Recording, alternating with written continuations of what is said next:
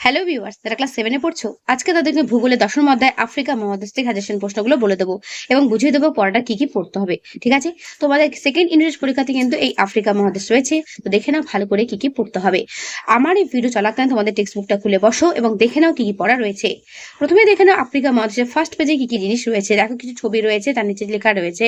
দেখো মিশরের পিরামিড রয়েছে, আফ্রিকার ভেল রয়েছে, ড্রাকেন্সবার্গ পর্বতমালা রয়েছে, এগুলো ভালো করে একবার দেখে রাখো। ঠিক আছে? সাহারা মরুভূমি রয়েছে আফ্রিকাতে, আর কি রয়েছে? আর রয়েছে সাভানায় সূর্যাস্ত, সংস্কৃতি, নীলনদ, মাসাই মারা। ঠিক আছে? জনবসতি, আর রয়েছে কঙ্গো নদী, জীববৈচিত্র্য, মিশরের পিরামিড, আফ্রিকার ভেল্ট। তো এইগুলোই আমরা আস্তে আস্তে আরো ডিটেলসে দেখতে পাবো। চলে আসতে পরের পাতায়, আয়তনীয় জনসংখ্যা পৃথিবীর দ্বিতীয় বৃহত্তম মহাদেশ হচ্ছে আফ্রিকা। ইম্পর্টেন্ট লাইন আন্ডারলাইন করো। একই সঙ্গে পৃথিবীর উত্তর, দক্ষিণ এবং পূর্ব পশ্চিম গোলার্ধে অবস্থিত। তাহলে আফ্রিকা হচ্ছে পৃথিবীর কি দ্বিতীয় বৃহত্তম মহাদেশ, মনে রেখো। নিরক্ষরেখা, কর্কটক্রান্তি রেখা, মকরক্রান্তি রেখা এবং মূলমধ্য রেখা, চারটি কিন্তু আফ্রিকার উপর দিয়ে বিস্তৃত হয়েছে, মনে রাখবে। তাহলে আমাদের পশ্চিমবঙ্গ বা আমাদের ভারত যদি বলতে পারো, ভারতের উপর দিয়ে কোন রেখা গেছে, সেটি হলো কর্কটক্রান্তি রেখা। কিন্তু আফ্রিকা মহাদেশের উপর দিয়ে কোন কোন রেখা গেছে সেটা যদি পরীক্ষাতে আসে তোমাদের কিন্তু এটা লিখতে হবে। তাই যেগুলো এখানে দাগানো রয়েছে ভালো করে তোমাদের টেক্সট বুকে দাগিয়ে রেখো। নিরক্ষরেখা, কর্কটক্রান্তি রেখা, মকরক্রান্তি রেখা এবং মূলমধ্য রেখা, চারটি রেখাই কিন্তু আফ্রিকার উপর দিয়ে বিস্তৃত হয়েছে। পূর্ব আফ্রিকাতে পৃথিবীর প্রথম মানুষের উদ্ভব হয়েছিল। Very very important line. তাহলে মানুষের প্রথম উদ্ভব পৃথিবীর কোথায় হয়েছিল? পূর্ব আফ্রিকাতে। ঠিক আছে? তারপর ইউরোপ মহাদেশ এবং আফ্রিকা মহাদেশের মাঝে রয়েছে কি? জিব্রাল্টার প্রণালী। এটাও পরীক্ষাতে আসে। এশিয়া মহাদেশের আফ্রিকার মাঝে রয়েছে লোহিত সাগর ও সুয়েজ খাল, দুটি বড় জলভাগ যেমন সাগর বা মহাসাগর যুক্ত হয় যে সংকীর্ণ জলভাগ দ্বারা, তা হলো প্রণালী। তাহলে প্রণালী কি? ইম্পর্টেন্ট কিন্তু। যেগুলো দাগানো দেখতে পাচ্ছ প্রত্যেকটা কিন্তু ছোট ছোট করে প্রশ্ন এখান থেকেই তৈরি হবে। ঠিক আছে? তাই এইগুলো ভালো করে বইয়ে দাগিয়ে রাখবে। ঠিক আছে? তারপর প্রাকৃতিক দুর্গমতা, অস্বস্তিকর উষ্ণ ও আর্দ্র জলবায়ু, গভীর জঙ্গল, হিংস্র জন্তুর ভয় ইত্যাদি কারণের জন্য বহুদিন পর্যন্ত এই মহাদেশে আধুনিক সভ্যতার আলো এসে পৌঁছতে পারেনি। এই জন্যই মহাদেশকে অন্ধকারাচ্ছন্ন মহাদেশ বলা হয়। ঘুরিয়ে প্রশ্ন আসতে পারে, আফ্রিকা মহাদেশকে অন্ধকারাচ্ছন্ন মহাদেশ কেন বলা হয়? তখন তোমাদের কিন্তু এইটুকুনি পুরোটাই গুছিয়ে লিখতে হবে। কি বুঝতে পারছো তো? তাহলে দেখো, এই পাতাতে প্রথম থেকে যেটুকু আমি পড়লাম, কতগুলো প্রশ্ন পেয়ে গেলে। যা যা প্রশ্ন দেখতে পাচ্ছ সবই কিন্তু পরীক্ষাতে আসার মতো, তাই এইগুলো ভালো করে মার্ক করবে। আর হ্যাঁ, তোমাদের সেকেন্ড পরীক্ষাটা হবে কিন্তু 50-এর মধ্যে, সুতরাং বুঝতেই পারছো কতটা বেশি করে পড়তে হবে। চলে এসো তার নিচের দিকে। দেখো রয়েছে দেশ, পিকলু ডায়েরিতে রয়েছে সীমা ও বিস্তার, দেশ এবং বিখ্যাত শহর। তো আফ্রিকার মধ্যে দেশ কটি? মোট 56টি দেশ রয়েছে। এবং বিখ্যাত শহর কি কি রয়েছে? Cairo, Alexandria, ত্রিপলি, খার্টুম। আচ্ছা, কায়রো নাম তোমাদের কি শোনা শোনা লাগছে? হ্যাঁ, অবশ্যই তোমরা শুনেছো। দেখো, তোমরা পড়েছো একটা ইংলিশ একটা গল্প, মিশরের রাজধানী হচ্ছে কায়রো। আশা করি প্রত্যেকেই মনে পড়ে গেছে। এরপরে চলে এসো প্রাকৃতিক পরিবেশ কিরকম। বলছে আফ্রিকা মহাদেশের ভূপ্রাকৃতিক মানচিত্রটার দিকে তাকালে একেবারে উত্তর পশ্চিম দিকে আটলাস পর্বতমালা দেখা যাবে। আটলাস হিমালয় পর্বতমালার মতো উঁচু বা বিশাল নয়। আটলাস পর্বতমালার সবচেয়ে উঁচু শৃঙ্গের নাম হচ্ছে মাউন্ট তোবকল। স্টার করে রাখো, দাগিয়ে রাখো, এটাও কিন্তু প্রশ্ন আসতে পারে যে আটলাস পর্বতমালার সবচেয়ে উঁচু শৃঙ্গের নাম কি? মাউন্ট তোবকল, যার উচ্চতা 4165 মিটার। ঠিক আছে? এবং উপরে যে ম্যাপটা রয়েছে, এই ম্যাপটা ভালো করে ফলো করো। এই ম্যাপের মধ্যে যেগুলো রয়েছে সেগুলো তোমাদের কিন্তু ম্যাপ পয়েন্টিংও আসতে পারে পরীক্ষাতে, তাই তার জন্য কিন্তু তোমাদের কিন্তু এটা দেখে রাখতে হবে। ঠিক আছে? তো তোমাদের যেটা বললাম একটু আগে, আটলাস পর্বতমালা, দেখো ওখানে লাল কালার পেন দিয়ে আমি বক্সের মধ্যে দেখাচ্ছি, ওই জায়গাটা একটু জুম করে দেখো। দেখো রয়েছে আটলাস। ঠিক আছে? তো সেইটাই কিন্তু আমরা এখন পড়লাম। ওকে, কোন জায়গাটা রয়েছে ম্যাপের বুঝতে পারছো তো? এটা তোমরা কিন্তু একবার তোমাদের বইয়ে দেখে রেখো, আশা করি প্রত্যেকেই বুঝতে পারবে। ঠিক আছে? চলে এসো তার পরের পাতাতে। আটলাস পর্বতমালার দক্ষিণ দিকে রয়েছে পৃথিবীর বৃহত্তম মরু অঞ্চল, যার নাম হচ্ছে সাহারা। তাহলে আটলাস পর্বতমালার দক্ষিণ দিকে কি রয়েছে? সাহারা মরুভূমি রয়েছে। সাহারা মরুভূমির মধ্যভাগে আহাগ্গার ও টিবেস্টি মালভূমি দেখা যায়। তাহলে প্রশ্ন আসতে পারে, আহাগ্গার ও টিবেস্টি মালভূমি সাহারার মরুভূমির কোথায় রয়েছে? মধ্যভাগে। অত্যন্ত শুষ্ক ও রুক্ষ হওয়া এখানে বসতি প্রায় দেখাই যায় না। এবার চলে এসো সাহারা মরুভূমি। সাহারা মরুভূমির পূর্ব প্রান্তে আছে নীলনদ অববাহিকা। এই নদী আফ্রিকার মধ্যভাগের হ্রদ অঞ্চল থেকে বিপুল জলরাশি নিয়ে বয়ে নিয়ে এসে মিশরের মরু অঞ্চলকে সবুজ করে তুলেছে। সেই জন্যই হয়তো মিশরকে নীল নদের দান বলা হয়। ঠিক আছে? নিরক্ষরেখার আশেপাশে দেখা যায় ওই কঙ্গো নদী অববাহিকার ঘন জঙ্গল। বেশি বৃষ্টি হওয়ায় জঙ্গল সারা বছর সবুজ থাকে। এগুলো জাস্ট একবার করে পড়ে রাখবে। পূর্ব আফ্রিকার ভূপ্রকৃতি একটু অন্যরকম। ভূ আলোড়নের ফলে ভূপৃষ্ঠের ফাটল তৈরি হয়েছে। দুটো ফাটলের মাঝের অংশ নিচের দিকে বসে গিয়ে তৈরি করেছে গ্রস্ত উপত্যকা। গ্রস্ত উপত্যকা অঞ্চলে বহু হ্রদ দেখা যায়। হ্রদগুলোর দৈর্ঘ্য ও গভীরতা অনেক বেশি। টাঙ্গানিকা, মালাউই, রুডলফ অ্যালবার্ট এগুলো হচ্ছে এইসব রকম হ্রদ। ঠিক আছে। পূর্ব আফ্রিকার গ্রস্ত উপত্যকা অঞ্চল ছাড়াও রয়েছে ইথিওপিয়ার উচ্চভূমি। এই উচ্চভূমি দক্ষিণে মাউন্ট কিলিমাঞ্জারো এবং রুয়েনচুরি পর্বত পর্যন্ত চলে গেছে।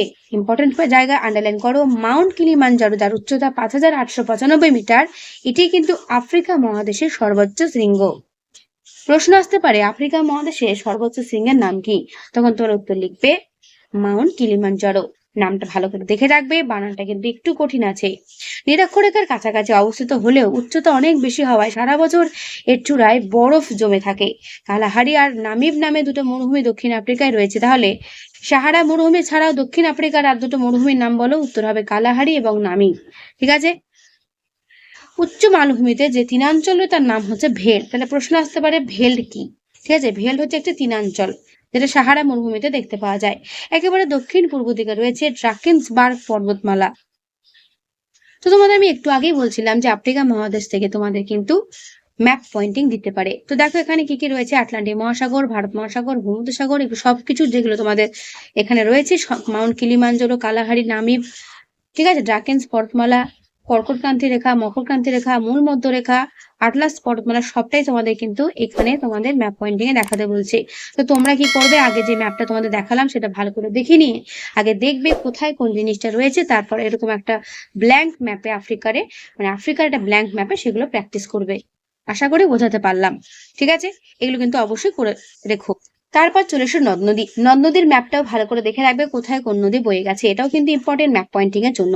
আমি কিন্তু বারবার বলছি ম্যাপ পয়েন্টিং মনে রাখবে। ম্যাপ পয়েন্টিং তোমাদের যদি থাকে অবশ্যই কিন্তু পরীক্ষাতে দেবে। 10 নম্বর কি 8 নম্বর ম্যাপ পয়েন্টিং থেকেই পাবে। তাই এটা কিন্তু কেউ স্কিপ করে যেও না, গুরুত্ব দিয়ে শুনে রেখো এবং পড়ে রেখো। তো দেখো কি কি নদী রয়েছে আফ্রিকা মহাদেশের ভূপ্রাকৃতিক মানচিত্রে বহু উচ্চভূমি, মালভূমি, হ্রদ এলাকা দেখা যায়। এই উচ্চভূমি আর হ্রদগুলি হচ্ছে আফ্রিকার বড় বড় নদীর উৎসস্থল। আফ্রিকার 5টা বড় নদী দেখো রয়েছে, নীলনদ, কঙ্গো, নাইজার, জাম্বেজি এবং অরেঞ্জ নদী। প্রত্যেকটা নদীর দৈর্ঘ্য দেওয়া আছে। আমাদের ইম্পর্টেন্ট হচ্ছে নীল নদের দৈর্ঘ্যটা মনে রাখার, 6650 কিলোমিটার। ঠিক আছে, এটা পরীক্ষাতে কিন্তু দেবে। আমি যে কথাগুলো বলছি ভালো করে শুনে সেগুলো মার্ক করে রেখো এবং বইয়ে যেগুলো দাগানো দেখতে পাচ্ছ তোমাদের টেক্সট বুকেও সেগুলো দাগিয়ে রেখো। দেখবে পরীক্ষাতে এর মধ্যেই কমন পাবে, এক্সট্রা কোনো হেল্পার বই পড়ার প্রয়োজন নেই। তো নীলনদ সম্পর্কে এখানে যেটা বৈশিষ্ট্য দেওয়া রয়েছে তোমরা কিন্তু এটা পড়ে রেখো, পরীক্ষাতে কিন্তু আসবে। ঠিক আছে, আমি তোমাদের সামনে জাস্ট তুলে ধরছি, তোমরা কিন্তু এটা ভালো করে দেখবে। হোয়াইট নীল, যার উৎস আফ্রিকার বিখ্যাত বুরুন্ডি মালভূমি। তো হোয়াইট নীল, ব্লু নীল এদের উৎসটা কি এটা কিন্তু পড়ে রাখবে। হোয়াইট নীলের উৎস হচ্ছে বুরুন্ডি মালভূমি এবং ব্লু নীলের উৎস হচ্ছে ইথিওপিয়ার উচ্চভূমি। এটা কিন্তু পড়ে রেখো। ঠিক আছে, নীল নদের মধ্যেই রয়েছে। ওকে, তারপর দেখো রয়েছে কঙ্গো নদী। এটা হচ্ছে আফ্রিকার দ্বিতীয় দীর্ঘতম নদী। নীল নদ হচ্ছে পৃথিবীর দীর্ঘতম নদী আর আফ্রিকার দ্বিতীয় দীর্ঘতম নদী হচ্ছে নীল নদ হচ্ছে আফ্রিকা শুধু নয় সারা পৃথিবীর দীর্ঘতম নদী। আর কঙ্গো নদী হচ্ছে আফ্রিকার দ্বিতীয় দীর্ঘতম নদী। তো এরও যে বৈশিষ্ট্যগুলো রয়েছে এগুলো কিন্তু তোমরা একবার পড়ে রেখো। নদ নদী যদি পরীক্ষাতে বড় প্রশ্নটা 5 নম্বর জন্য আসে তখন তোমাদের কিন্তু এগুলো ডিটেলসে লিখতে হবে। তাই এটা ভালো করে পড়ে রেখো। ঠিক তেমনই রয়েছে নাইজার নদী, জাম্বেজি নদী এবং রয়েছে অরেঞ্জ নদী। প্রত্যেক নদীর বৈশিষ্ট্য সমেত এটা কিন্তু ভালো করে পড়বে। আমি এর পরে শোনাচ্ছি না, তোমরা কিন্তু একবার পড়ে নিও। ঠিক আছে, তারপরের পাতে চলে আসো আফ্রিকার জলবায়ু। আফ্রিকার জলবায়ু ও স্বাভাবিক উদ্ভিদের বৈচিত্র্য। তো দেখে নাও কি কি জলবায়ু রয়েছে এখানে, কি কি থাকার কারণে কি কি জলবায়ু বিরাজমান। ঠিক আছে, এটা ভালো করে একবার পড়বে, জাস্ট পড়বে। যে যে কারণে আফ্রিকার স্বাভাবিক উদ্ভিদের বৈচিত্র্য লক্ষ্য করা যায় সেগুলো হচ্ছে অক্ষরেখা, সমুদ্র থেকে দূরত্ব, সমুদ্র স্রোত, উচ্চতা, আর কি রয়েছে। এই সমস্ত কারণের জন্য কিন্তু এখানে অনেক কিছু স্বাভাবিক উদ্ভিদ এবং জলবায়ুর আর কি বৈচিত্র্য দেখতে পাওয়া যায়। তো সেটা একবার পড়ে নিলে বুঝতে পারবে, একবার পড়ে রেখো এগুলো। তারপরে পাতে চলে আসো জলবায়ুর সঙ্গে স্বাভাবিক উদ্ভিদের কি সম্পর্ক রয়েছে। এখানে কিন্তু বিভিন্ন রকমের উদ্ভিদ জন্মায়, যেমন নিরক্ষীয় চিরসবুজ অরণ্য, এদের বৈশিষ্ট্য পড়বে। সাবানা তৃণভূমি, এদের বৈশিষ্ট্য পড়বে।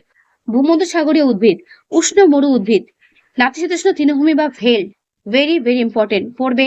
পর্ণমোচী, মৌসুমী পর্ণমোচী গাছের অরণ্য, পূর্ব উপকূলীয় উষ্ণ নাতিশীতোষ্ণ বা চীন দেশীয় উদ্ভিদ, পূর্ব উপকূলীয় উষ্ণ নাতিশীতোষ্ণ বা চীন দেশীয় দেশীয় উদ্ভিদ, এটাও পড়বে। ঠিক আছে, স্বাভাবিক উদ্ভিদ এবং নদ নদী, এটা বড় প্রশ্নের জন্য ইম্পর্টেন্ট রইলো, দরকার পড়লে খাতায় নোট করে রাখো, এখান থেকে কিন্তু বড় প্রশ্ন আসবে।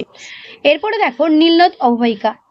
নীল নদের ধারে গড়ে ওঠা প্রাচীন মিশরীয় সভ্যতার কথা আমরা জানি। সভ্যতা গড়ে ওঠার জন্য জলের যোগান থাকাটা ভীষণ জরুরি, সেই কারণেই প্রাচীন মানব সভ্যতাগুলোর বেশিরভাগই নদীকেন্দ্রিক।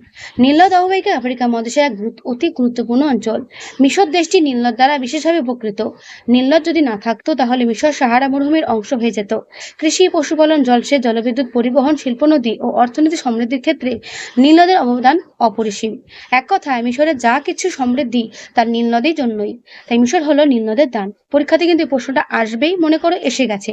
5 নম্বর যে ইম্পর্টেন্ট প্রশ্ন, মিশরকে কেন নীল নদের দান বলা হয়, ভেরি ভেরি ইম্পর্টেন্ট। নীল নদের প্রবাহপথটা কেমন এটা ভালো করে পড়ে রাখবে, যেটা তোমাদের একটু আগে বলছিলাম, হোয়াইট নীল, ব্লু নীল, ঠিক আছে, দুটো ভাগে ভাগ করা আছে।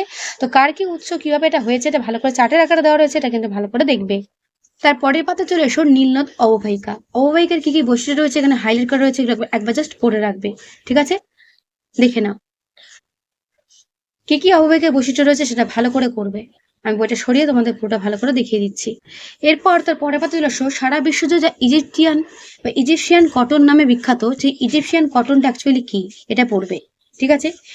কি কি অববাহিকায় কি কি ফসল উৎপাদিত হয় পড়বে। তার ঠিক নিচে চলে এসো বহুমুখী নদী পরিকল্পনা, ইম্পর্টেন্ট কিন্তু করবে। পৃথিবীর বৃহত্তম বাঁধের নাম কি, উচ্চ আসোয়ান বাঁধ, যেটা মিশরে রয়েছে, করবে, ঠিক আছে। এখানে যেগুলো দাগানো দেখতে পাচ্ছ ওগুলো ভালো করে দেখবে, এগুলি তোমাদের পরীক্ষাতে কিন্তু প্রশ্ন হয়ে আসবে।